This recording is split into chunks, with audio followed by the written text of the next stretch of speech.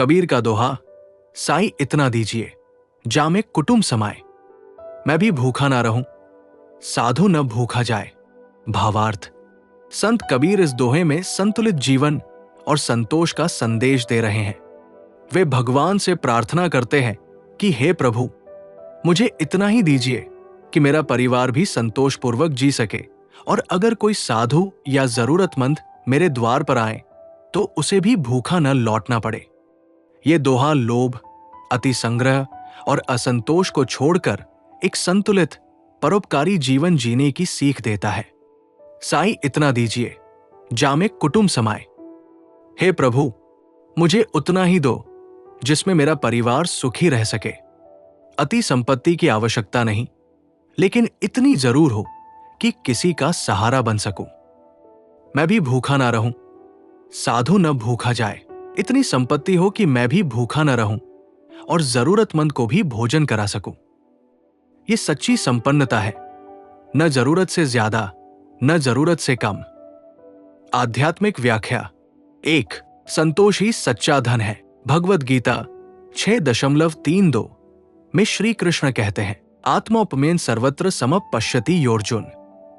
जो दूसरों को अपने समान देखता है और संतोष में रहता है, वही सच्चा ज्ञानी है।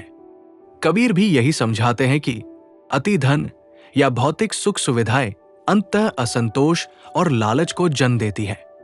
संतोष ही सबसे बड़ा धन है, क्योंकि लोभ से केवल दुख मिलता है। जीवन में हमें उतना ही चाहिए जिससे हम संतोषपूर्वक रहें और दूसरों की सहायता कर सकें। गुरु ग्रंथ साहिब में कहा गया है, सच्चा संतोष ही सबसे बड़ी पूंजी है। इसलिए लोभ त्याग कर संतोष और परोपकार का जीवन अपनाना चाहिए। 2. दान और परोपकार से जीवन धन्य होता है। श्रीमद् भागवत 10.22.35 में कहा गया है, त्याग ही सबसे बड़ा धन है। कबीर बताते हैं कि संपत्ति का सही उपयोग केवल खुद के लिए नहीं, बल्कि दूसरों की सेवा में भी होना चाहिए। जो व्यक्ति केवल अपने लिए ही कमाता है, वो असली सुख और शांति से वंचित रह जाता है। जब हमारी संपत्ति से किसी जरूरतमंद का भला होता है, तभी उसका सही उपयोग होता है। बुद्ध ने कहा, जो देता है वही पाता है। इसलिए धन का सदुपयोग सेवा और दान में करना चाहिए। 3. आवश्यकता से अधिक धन व्यर्थ है। महाभारत शांति पर्व में कहा गया है, अति संपत्ति विनाश का कारण बनती है। कबीर बताते हैं कि जो व्यक्ति आवश्यकता से अधिक धन संग्रह करता है, वो न स्वयं सुखी रह पाता है और न दूसरों को सुख देता है। धन का उपयोग सही जगह किया जाए तो ये जीवन को सुंदर बनाता है। इसीलिए भगवान से अधिक धन की मांग करने के बजाय उतना ही मांगना चाहिए जो जीवन को संतुलित बनाए। रामचरितमानस में तुलसीदास जी कहते हैं, अतिधन नाश का मूल है। इसलिए धन का सही उपयोग करने की कला सीखनी चाहिए। सांसारिक जीवन में इस दोहे का महत्व, संतोष ही सबसे बड़ा धन है, इसलिए लोभ से बचे।